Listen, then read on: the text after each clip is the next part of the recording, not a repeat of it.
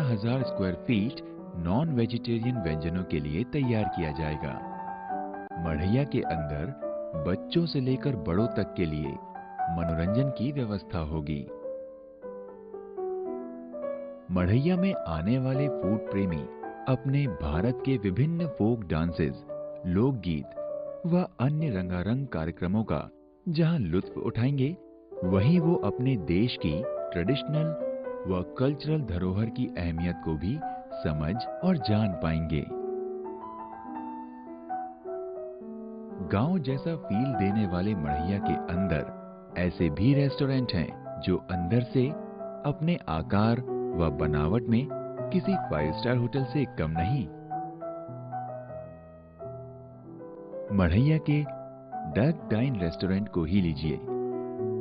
ये अपने ambience, kitchen, staff, रखरखाव व बनावट में एकदम मॉडर्न है।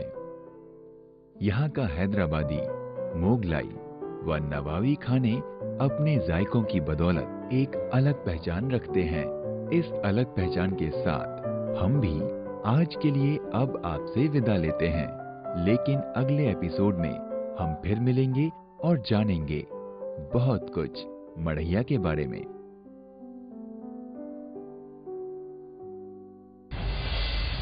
मढ़ैया इस नाम का जो विचार आपके दिल में जो बसा हुआ है, वो ग्राम संस्था को आप शहरों तक ले आए, इसको आप कहाँ तक ले जाना चाहेंगे? ग्रामीण परिवेश है इसमें। बाकी सारी चीजें जो हैं वो आप कह सकते हैं जो एक फूड एंड बेवरेज इंडस्ट्री के जो नॉर्म्स हैं, जो इंटरनेशनल स्टैंडर्ड के हैं, हाइजीन हो चाहे उससे रिलेटेड कुछ भी हो, वो सारी चीजें एक स्तर पे ही है। मतलब वो अंतर्राष्ट्रीय स्तर की ही सारी चीजें मिलेंगी। जो लुक एंड फील है, ठीक है, जो खाना परोसने का तरीका है, जो पहनावा है, जो चीज़ें वहाँ होती है, जैसे रुई धुनने वाला है या वो टैटू वाला है, गोदना जिसको कहते हैं, ठीक है, चाहे कुछ इस तरह की चीज़ें हैं। आप सोच सकते हैं बाइस्कोप, जैसे हमारे वो आज मल्टीप्लेक्स है और ये सारी चीज़ें हैं, तो बाइस्कोप भी है वहाँ पे। फिर बच्चों के लिए जो है बहुत सारी चीज़ें, जो गांव में हम लोग कहते हैं हवा मिठाई है, फिर से इसी तरह की बहुत सारी चीज़ें हैं जो आपके पुराने कल्चर को, जो आज गिज़्मो लाइफ है हमारी, जैसे लैपटॉप हम यूज़ करते हैं, मोबाइल यूज़ करते हैं, हमारे पास कुछ भी, ये सारी चीज़ें जो हैं वो आप कह सकते हैं बच्चों को उन सारी चीज़ों की याद दिलाती है जो उनके पुरखों ने या पीछे से के जनरेशन ने यूज़ किया, यूटिलाइज किया। मढ़ैया के इस विचारों को आप कहाँ तक ले जाना चाहते हैं?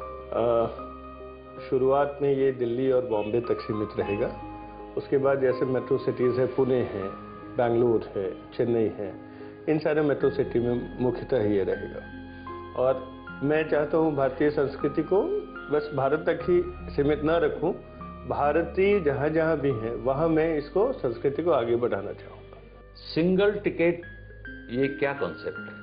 ये सिंगल टिकट रेस्टोरेंट का कॉन्सेप्ट है। तो एक बार आप जब आप अंदर आते हैं रेस्टोरेंट के, वहीं आप एक पे करते हैं अमाउंट, और उसके बाद आपको जो भी एंजॉयमेंट है, एंटरटेनमेंट है, आपको एक बार पे करना है। उसके अंदर ही आपको सारा सब कुछ सर्व होगा। बार बार आपको हर एक काउंटर पे जाके आपको पे नहीं करना है। परिवार के साथ आए हुए बच्चों के लिए मढ़ैया में क्या है? मढ़ैया में बच्चों के लिए खास इंतजाम हमने किए हुए हैं। जैसे मेला में, जैसे गांव के मेलों में आपने देखा होगा, वो हवा मिठाई मिलती है, वो रहता है।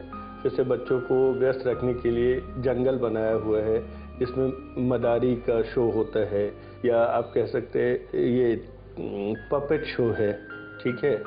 पपेट शो में फिर बाइस्कोप है, ये सारी चीज़ें बच्चों को ऑक्यूपाई करने के लिए हमने उसमें इंतज़ाम किया। चौपाल का अर्थ क्या है? चौपाल, जैसा कि आप जानते हैं, चौपाल पे आप सुबह, ठीक है, तो कुल्हड़ की चाय का आप आनंद ले सकते हैं।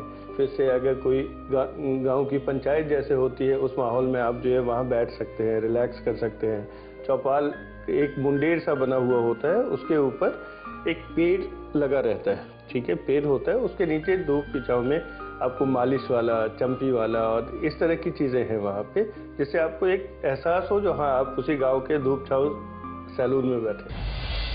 मढ़ैया की कहानी अभी पूरी नहीं हुई है, उसके बारे में और मालूमात हम कल फिर देंगे इसी शो के इसी सेगमेंट में, और आपको बहुत कुछ बताएंगे, तो डोंट गो अवे। मिलते हैं एक छोटे से ब्रेक के बाद।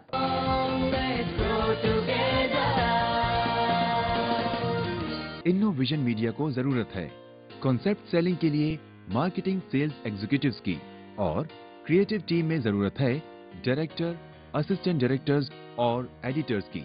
अधिक जानकारी के लिए संपर्क करें 022-2871-0321 या 022-2871-3228 पर, या लॉगिन करें हमारी वेबसाइट पर www.innovisionmedia.in।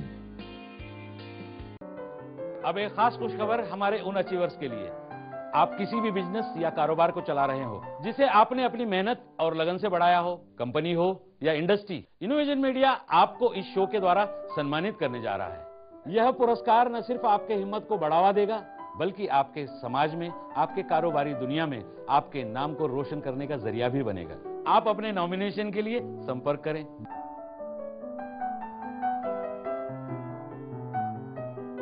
तो दोस्तों, ये मौका अपने हाथ से जाने न दें।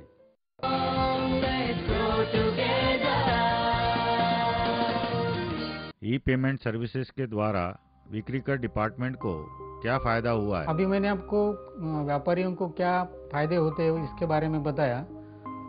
जैसे कि आपको 24/7 इसकी सेवा उपलब्ध होती है। आप छुट्टी के दिन भी पेमेंट कर सकते हो, ऑफिस आवर के बाद भी पेमेंट कर सकते हो। लंबी कतार में खड़े रहने की ज़रूरत नहीं है। पहला पुराना सिस्टम था तो आपको 3-3 चलन भरने पड़ते थे, वो भी हाथ से चलन भरना पड़ता था। फिर बैंक आपको थप्पा मार के चलन का कॉपी देता था, कभी कभी टोकन देता था, तो वो टोकन संभाल के रखना, 8 दिन के बाद फिर चलन का कॉपी ले आना, इतनी सारी उसमें प्रोसीजर थी। अभी ऑनलाइन होने के कारण आपको तुरंत रसीद मिलती है, तो ये सारे फायदे व्यापारियों के लिए है। उसमें काफी पेपर वर्क बहुत था, तो इसमें आपका समय भी बचता है और पेपर वर्क भी बचता है। और सेल्स टैक्स डिपार्टमेंट के लिए इसका फ़ायदा ये है कि सेल्स टैक्स डिपार्टमेंट को दूसरे दिन हमारी जो ट्रेजरी है या हमारा जो अकाउंट रिजर्व बैंक में होता है, दूसरे दिन पैसा उस ट्रेजरी अकाउंट में चला जाता है। पुराने सिस्टम में इसको 8-10 दिन लगते थे। तो हमारा फ़ायदा ये हुआ कि दूसरे दिन हमारे अकाउंट में पैसा चला गया। और एक फ़ायदा ये हुआ कि कौन से व्यापारियों ने कर का भुगतान किया है और किसने किया नहीं है, यानी डिफॉल्टर कौन है, इसका तुरंत पता चल जाता है, ताकि हम उसको नोटिस इशू कर सकें। क्या आरटीजीएस या एनईएफटी के द्वारा ई पेमेंट किया जा सकता है? आरटीजीएस और एनईएफटी ये दोनों तरीके हैं हिंदुस्तान में किसी भी एक अकाउंट से दूसरे अकाउंट में इलेक्ट्रॉनिकली पैसा भेजने के। आप एक अकाउंट से दूसरे अकाउंट में पैसा इस तरीके से भेज सकते हो। उसमें खाली समय मर्यादा और अमाउंट का रिस्ट्रिक्शन है। जैसा आरटीजीएस यानी रियल टाइम ग्रॉस सेटलमेंट। आप आरटीजीएस से एक अकाउंट में से दूसरे अकाउंट में 2 लाख या उसके ऊपर की रकम एक अकाउंट से दूसरे अकाउंट में ज़्यादा से ज़्यादा 2 घंटे में भेज सकते हो। और एनईएफटी दूसरा है, उसमें एनईएफटी का मतलब है नेशनल इलेक्ट्रॉनिक फंड ट्रांसफ़र। या ये एनईएफटी द्वारा आप 1 रुपये से लेकर कौन सी भी रकम एक अकाउंट से दूसरे अकाउंट में इलेक्ट्रॉनिकली 24 घंटे के अंदर भेज सकते हैं। तो इसमें समय मर्यादा है और अमाउंट का फ़र्क है। तो एनईएफटी और आरटीजीएस से आप एक अकाउंट से दूसरे अकाउंट में पैसा भेज सकते हो। लेकिन खाली पैसा भेज के काम नहीं चलेगा। आपको आईडीबीआई और कॉरपोरेशन, ये 2 ही बैंक ऐसे हैं कि जो आपका अगर नेट बैंकिंग का किधर भी अकाउंट नहीं है तो ये 2 बैंक एनईएफटी या आरटीजीएस से आपका पैसा स्वीकार करते हैं। आपको इतना ही करना है कि इन अधिकारियों के नाम हमने हमारे वेबसाइट पे रखे हैं हेल्प डेस्क नंबर पे। तो आपको इन अधिकारियों को, 2 बैंकों के अधिकारियों को कांटेक्ट करना है और उनको संपर्क करने के बाद आपको प्रोसीजर बताएंगे। आपको कौन से अकाउंट में ये पैसा ट्रांसफ़र करना है ये बोलेंगे, और साथ में आपको ये भी कहेंगे कि क्या चलन की इंफॉर्मेशन आपको भेजनी है, यानी चलन की इंफॉर्मेशन आपको इन लोगों को भेजनी है, ये 2 बैंक के अधिकारियों को। तो अभी आपने पैसा भेजा, साथ में साथ चलन की इंफॉर्मेशन ये बैंक को भेजी। आपकी जो भी बैंक हो, भले वो प्राइवेट हो या कोऑपरेटिव बैंक हो, आपको बैंक को जाके बोलना है कि फलाना अकाउंट में आप पैसा ट्रांसफ़र करो। तो आईडीबीआई और कॉरपोरेशन बैंक को ये पैसा मिलने के बाद और आपने भेजी हुई चलन की इंफॉर्मेशन मिलने के बाद आपके बिहाफ पे वो ई पेमेंट करा के दे देते हैं और आपको फिर उसका एक्नॉलेजमेंट या चलन का कॉपी ईमेल करते हैं।